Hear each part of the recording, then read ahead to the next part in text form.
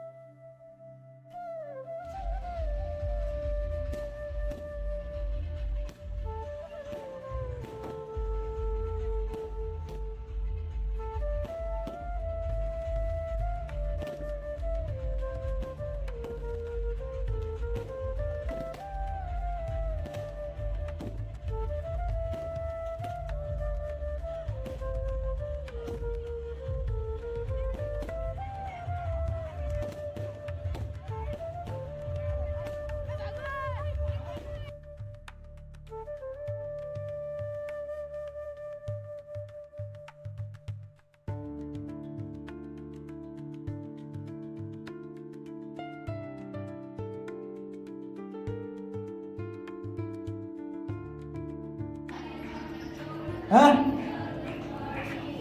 મંદિરમાં આવો ને હા અહીં આપણે અહીંયા આ રિપોર્ટ